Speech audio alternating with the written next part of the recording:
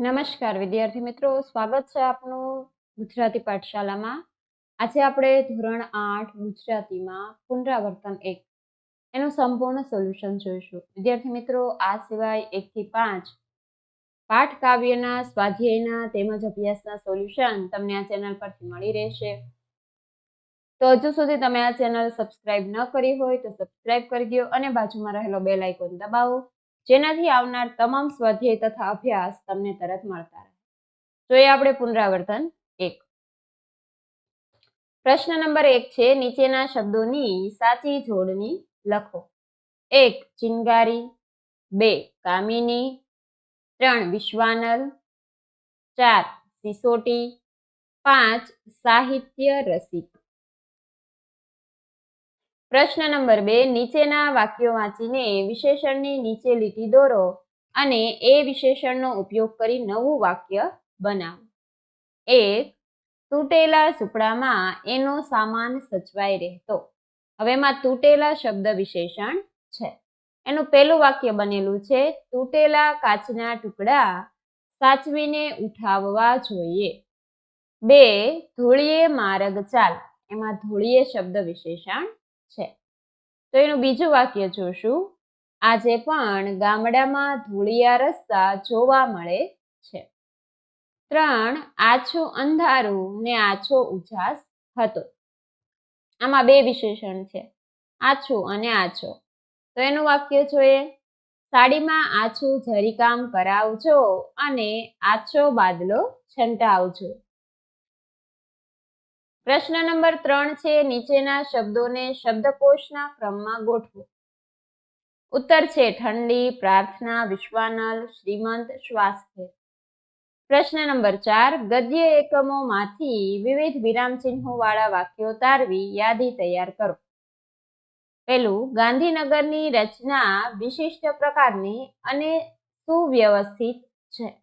એમાં આવશે પૂર્ણ વિરામ. 2 ચાલ ત્યારે ઘરે જઈને ખાજે. એમાં આવશે અલ્પવિરામ. 3 એકમાં વેણું બંધાતો વચ્ચે બારણું હતું. એમાં આવશે અર્ધવિરામ. 4 વાહ કેવું ભવ્ય ભવન. એમાં આવશે આશ્ચર્ય ચિહ્ન. 5 હવે પાછો વાળું કે. એમાં આવશે પ્રશ્નાર્થ ચિહ્ન. 6 દોડો દોડો મારું જનાવર કપાય છે. એમાં આવશે અવતરણ ચિહ્ન. 7 ઝુમાના પેટમાં ધ્રાસકો પડ્યો. ગાડી આવશે તો.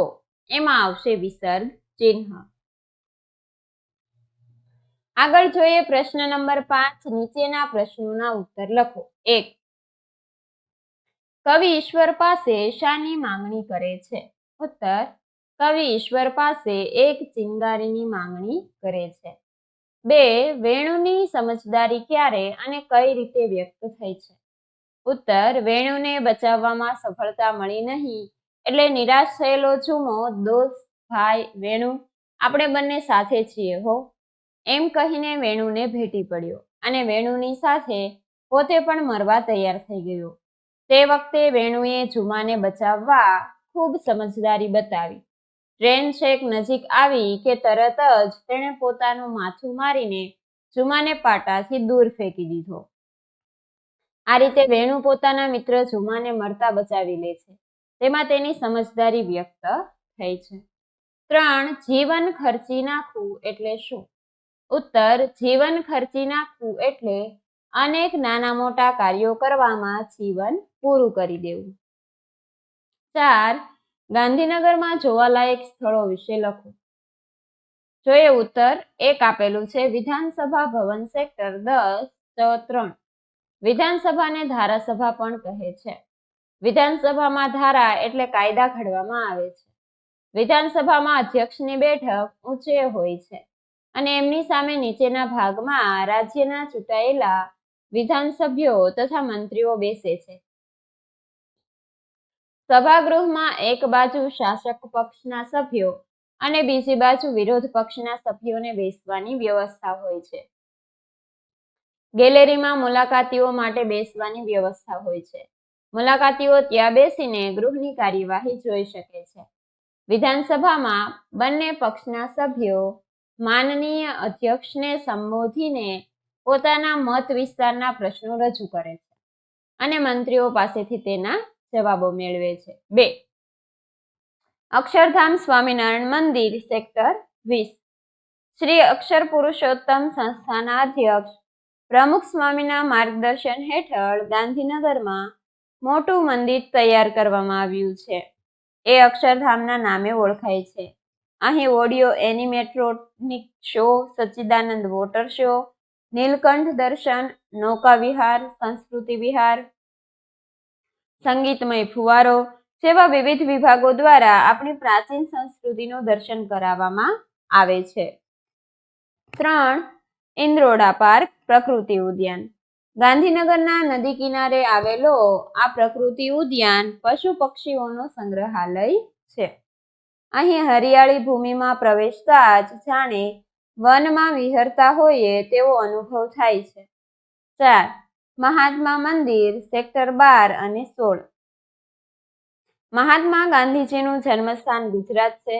આથી એમની 50મી પુણ્યતિથિએ ગાંધીનગર સેક્ટર 12 અને 16માં 60,000 સ્ક્વેર મીટર જેટલા વિસ્તારમાં મહાત્મા મંદિર બાંધવામાં આવ્યું છે. અહીં વિવિધ વ્યાપારના પ્રદર્શનો તથા અધિવેશન યોજવા માટેની સરસ વ્યવસ્થા છે. 5.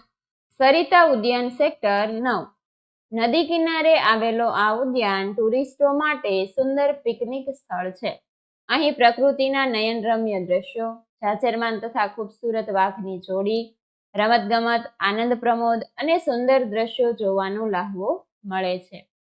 6. બાલ ઉદ્યાન સેક્ટર 28. અહીં બાળકો માટે લપસણીયું, હિંચકા અને અન્ય રમતગમતના સાધનો છે. પ્રશ્ન નંબર 6. ઇન્ટરનેટ ઉપરથી ડાઉનલોડ કરેલી કૃતિઓનું પ્રદર્શન ગોઠવી તેનો અહેવાલ તૈયાર કરો. ઉત્તર. ઇન્ટરનેટ ઉપરથી ડાઉનલોડ કરેલી કેટલીક કૃતિઓની યાદી તૈયાર કરી અમે શાળામાં એનું પ્રદર્શન યોજ્યું હતું. આ પ્રદર્શનમાં કૃતિઓને ગદ્ય અને પદ્ય તેમજ વિષયવસ્તુ પ્રમાણે અલગ અલગ વિભાગમાં ગોઠવી હતી. એ કૃતિઓની બાજુમાં કાવ્ય કૃતિઓમાંથી કેટલીક કાવ્ય પંક્તિઓ, ગદ્ય કૃતિઓમાંથી કેટલાક ગદ્યાંશ અને કૃતિઓ વિશેના સાહિત્યકારોના અભિપ્રાયો વગેરે સુંદર અક્ષરોમાં લખેલા પોસ્ટર્સને કલાત્મક રીતે સજાવીને મૂક્યા હતા. આ પ્રદર્શનનું વિમોચન અમારી શાળાના આચાર્યશ્રીના હસ્તે કરવામાં આવ્યું. આચાર્યશ્રીએ શિક્ષકો તથા વિદ્યાર્થીઓની સૂઝબૂઝ તથા પસંદગીને બિરદાવી. અંતમાં ગુજરાતી વિષયના શિક્ષકે સૌનો આભાર માન્યો. અમારા શહેરની તમામ શાળાના આચાર્યો, શિક્ષકો તથા વિદ્યાર્થીઓએ આ પ્રદર્શનનો લાભ લીધો. પ્રશ્ન નંબર 7. નીચેના શબ્દજૂથનો ઉપયોગ કરી વાક્ય બનાવો. 1. શ્રીમંત ભિખારી સંગીત. શ્રીમંત લોકોને ભિખારીઓ સંગીત દ્વારા ખુશ કરે છે. 2. સવાર અંધારું અવાજ. સવારે પંખીઓના મધુર અવાજ સંભળાય છે. રાત્રે અંધારું થતા તમરા બોલે છે. 3. ઝડપ વહાલ ભંડાર. દાતાએ અનાજના ભંડાર ખુલ્લા મૂકી દીધા અને ગરીબોને વહાલપૂર્વક ઝડપથી અનાજ આપવાનું શરૂ કર્યું. 4. અનાજ નિશ્ચિત પ્રજા.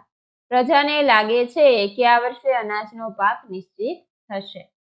5. માલિક આનંદ અમર. પરમાત્મા સૌનો માલિક છે, એ અમર છે અને એના દર્શનનો આનંદ અલૌકિક છે. પ્રશ્ન 8. 1 થી 5 એકમ પૈકી તમને કઈ કૃતિ ગમી, શા માટે તે લખો. 1 થી 5 એકમ પૈકી મને ચૂમો ભીસતી કૃતિ ગમી છે, કેમ કે આ કૃતિમાં મનુષ્ય અને પશુ વચ્ચેના નિસ્વાર્થ પ્રેમ અને વફાદારી હૃદયને સ્પર્શે છે. વિદ્યાર્થી મિત્રો, અહીં આ સોલ્યુશન પૂર્ણ થાય છે. જો તમને વિડીયો પસંદ આવ્યો હોય તો વિડીયોને લાઈક કરો અને તમારા અન્ય મિત્રોને શેર કરવાનું ભૂલતા નહીં. વિડીયો જોવા બદલ આભાર.